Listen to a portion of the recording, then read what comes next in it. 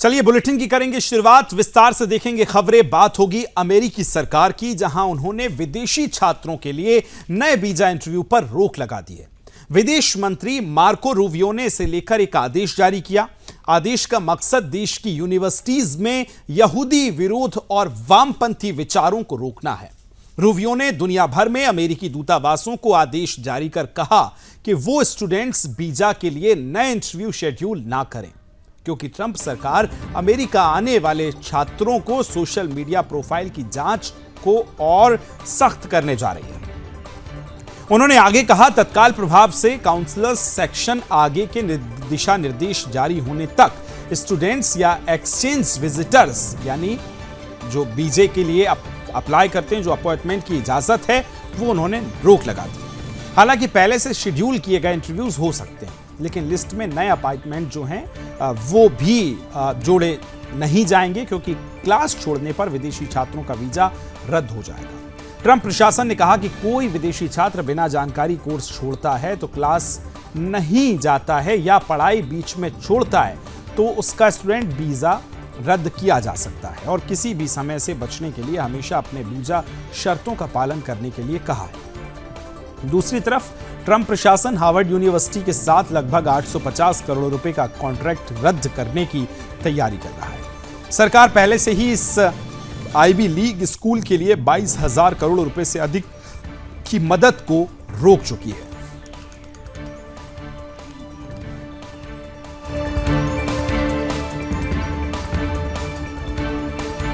खबर को विस्तार देंगे। मेरे साथ विदेश मामलों के जानकार सिद्धार्थ जी जुड़ गए। बहुत बहुत स्वागत है सर आपका। और पहला ही सवाल कि इस फैसले को आप किस तरह से देखते हैं, जहां विदेशी छात्रों के लिए नए वीजास पर इंटरव्यू जो हैं उस पर रोक लगा दी है, और ये जो लगातार सख्त फैसले वहां से नजर आ रहे हैं, कैसे देखते हैं सर? जी देखिए, किसी भी देश को ये पूरा अधिकार है कि वह यह तय करे कि उसके यहाँ कौन आए और किस उद्देश्य से आए। तो मैं समझता हूं कि अमेरिका ने जो ये नया नियम लागू किया है, जिसके तहत जो भी विद्यार्थी वहां पढ़ने आ रहे हैं उनके सोशल मीडिया की जांच या फिर क्लास अटेंडेंस पर नजर रखना, तो ये केवल एक कानूनी पालन और सुरक्षा सुनिश्चित करने के लिए है। अगर कोई छात्र पढ़ाई के नाम पर जाकर वहां पे वीजा का दुरुपयोग करता है या फिर चरमपंथी विचारधाराओं से जुड़ जाता है, तो क्या अमेरिका को आंख मूंद लेनी चाहिए? बिल्कुल नहीं। मैं समझता हूं ये जो अच्छे विद्यार्थी हैं, सिंसियर स्टूडेंट्स हैं, ईमानदार विद्यार्थी हैं, उनके पक्ष में है, ताकि ऐसे स्टूडेंट्स के लिए एक सुरक्षित माहौल हो और उनको एक अनुशासन वाला एक माहौल मिले। और भारत को भी इससे सीख लेकर अपने यहाँ पे जो भी विद्यार्थी छात्र आ रहे हैं, डिजिटल पृष्ठभूमि उनकी भी जांच करनी चाहिए और वीजा नियमों को मजबूत करना चाहिए। क्योंकि सबसे जरूरी बात यह है, जो सुदर्शन न्यूज के मैं दर्शकों को बताना चाहूंगा कि वीजा कोई मौलिक अधिकार नहीं है, ये एक विशेषाधिकार है। और विशेषाधिकार की जब शर्त होती है, सबसे पहली शर्त होती है जिम्मेदारी या रिस्पॉन्सिबिलिटी। और ये अमेरिका का अधिकार है कि वे अपने दरवाजे उन्हीं के लिए खोले जो उनके कानून और मूल्यों का सम्मान करते हैं। और जब राष्ट्रीय सुरक्षा दांव पर हो तो कोई भी धर्मी आत्मघाती हो सकती है। और भारत को भी यह समझना चाहिए कि सुरक्षा और संप्रभुता के मामलों में स्पष्टता और कठोरता ही स्थायित्व दायी है। जी, लेकिन भारतीय छात्रों के अगर लिहाज से सर इसको हम समझें तो वो कितना महत्वपूर्ण है? और दूसरा, उन्होंने ये भी कहा कि जो वामपंथी, खासतौर पर उन्होंने ये जिक्र भी किया है मार्को रूबियो ने, कि वामपंथी जो लोग हैं या जो यहूदी विचारधारा रखते हैं, उसको लेकर उन्होंने खासतौर पर टारगेट किया है। इसमें थोड़ा सा सर डिफरेंस समझाइए, एक तरफ इस विचारधारा में और दूसरी भारतीय छात्रों को अब क्या भविष्य आगे नजर आता है उस लिहाज से भी। देखिए, clearly JNU in particular, Jawaharlal Nehru University विशेष तौर से, और सब जो दर्शक देख रहे हैं जानते हैं कि एक विशेष मेंबर ऑफ पार्लियामेंट रहे जिन्होंने ओथ लेते समय भी ऐसे नारे दिए, जय पैलेस्टाइन। तो यूनाइटेड स्टेट्स ऑफ अमेरिका का एक स्टेट पॉलिसी है जो प्रो इजरायली है। भारत की भी ये नीति है कि हम प्रो इजराइल हैं। लेकिन अमेरिका खुल के इस बात को बता रहा है कि जो भी स्टूडेंट्स यहाँ पे आते हैं, जो वोक एलिमेंट्स हैं उनका साथ देते हैं, जो ऐसे एलिमेंट्स का साथ देते हैं जो कि ट्रंप की नीति के विरुद्ध है या फिर जो राष्ट्र की जो नीति है उसके विरुद्ध है, जो उनकी पॉलिसी है उनके विरुद्ध में है, तो क्लियरली देखिए, जो स्टूडेंट्स हैं वो आप पढ़ने के लिए जा रहे हैं, वो राजनीति करने के लिए नहीं जा रहे हैं। उनको राजनीति करनी है तो उनके लिए वो देश नहीं है। तो पहले जैसे होता था, मैं खुद जॉर्ज मेसन यूनिवर्सिटी जो कि वर्जीनिया में है, Washington DC tri state area में मेरा कॉलेज पढ़ता था, school for conflict analysis and resolution. वहां पे मैंने पढ़ाई की है, 2009-10 की मैं बात बता रहा हूं। और तब भी वहां पे भारत के वामपंथी विचारधारा के स्टूडेंट्स जो थे वो आते थे और वहां पे अलग अलग गतिविधियों में वो सम्मिलित होते थे। और तब भी ये माहौल था कि वो पढ़ाई के अलावा इतर प्रवृत्तियां जो हैं वो उसमें ज्यादा सम्मिलित होते थे।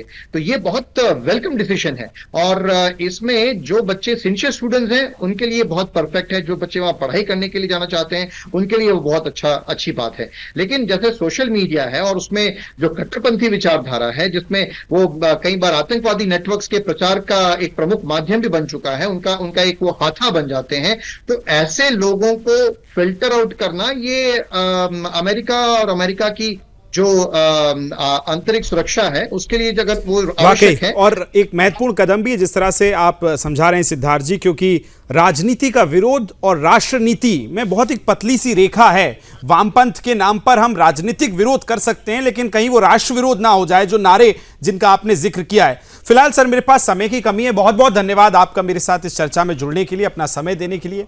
आगे बढ़ेंगे, एक महत्वपूर्ण खबर का जिक्र करेंगे जहां डोनाल्ड ट्रंप अब ईरान के साथ न्यूक्लियर डील को लेकर बेहद गंभीर नजर आ रहे हैं।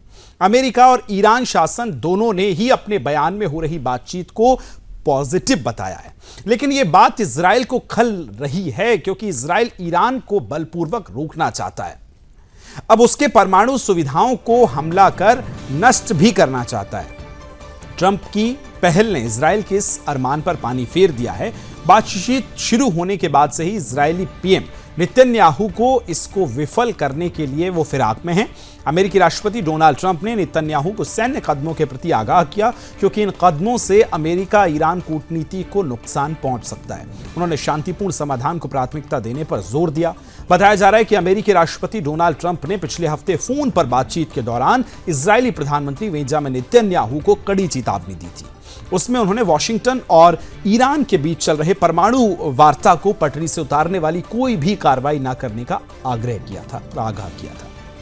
व्हाइट हाउस के एक वरिष्ठ अधिकारी ने हवाले से यह उनके कहा गया कि ट्रंप और अमेरिका प्रशासन के अन्य बड़े अधिकारियों ने निजी चर्चाओं में बढ़ती चिंताएं जाहिर की कि नेतन्याहू ईरानी परमाणु सुविधाओं पर सैन्य हमला करके या कूटनीतिक प्रक्रिया को बाधित करने के उद्देश्य से कुछ खतरनाक कदम उठा सकते हैं।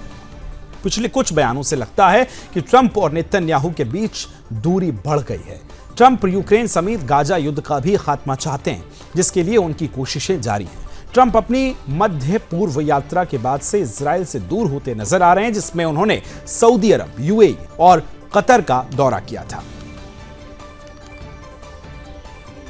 बात होगी बांग्लादेश की। सर्वोच्च न्यायालय ने मंगलवार को एक ऐतिहासिक निर्णय में जमाते इस्लामी के वरिष्ठ नेता एटीएम अजहरुल इस्लाम को 1971 के मुक्ति संग्राम के दौरान मानवता के विरुद्ध अपराधों के मामले में बरी कर दिया है।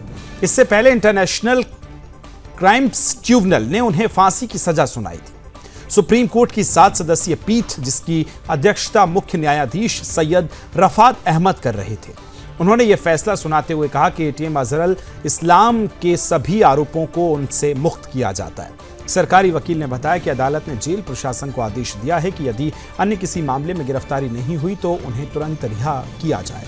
सरकारी वकील ने स्पष्ट रूप से कहा कि बांग्लादेश में सुप्रीम कोर्ट के इस फैसले को पलटने के लिए उच्चतर अदालत या अंतर्राष्ट्रीय मंच मौजूद नहीं है, यानी यह फैसला अंतिम है। 73 वर्षीय अजहरुल इस्लाम 1971 में पाकिस्तान के समर्थन में थे। उन पर नरसंहार, हत्या और बलात्कार जैसे कई गंभीर आरोप थे। 2014 में अंतर्राष्ट्रीय अपराध न्यायाधिकरण ने उन्हें मौत की सजा सुनाई थी। 19 में सुप्रीम कोर्ट के अपील डिवीजन ने इस फैसले को बरकरार रखा था, जिसमें खिलाफ इस्लाम 2020 में 14 कानूनी आधारों का पुनर्विचार याचिका दाखिल उन्होंने की थी। 2009 में बांग्लादेश सरकार ने 1971 युद्ध अपराधों के लिए पाकिस्तानी सेना के सहयोगियों के खिलाफ मुकदमे शुरू किए थे। इसके तहत 6 वरिष्ठ जमाते इस्लामी नेताओं को और 1 बीएनपी नेताओं को फांसी दी गई थी।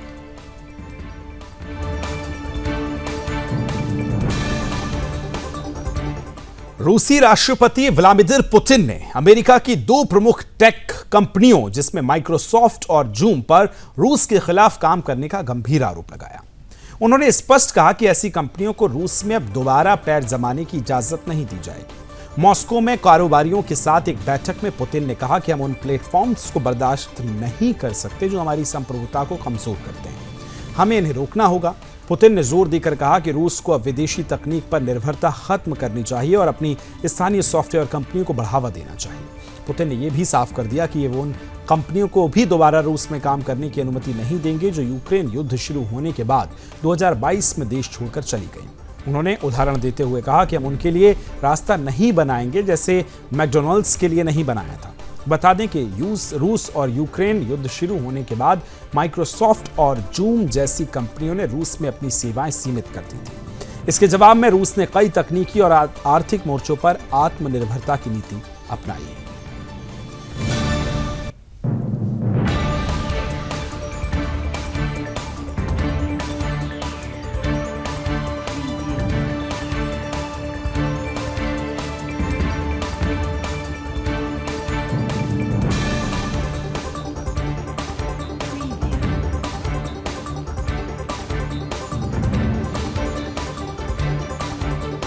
गाजा के राफा में खाना लेने पहुंचे लोगों में भगदड़ मचने से 3 लोगों की मौत हो गई।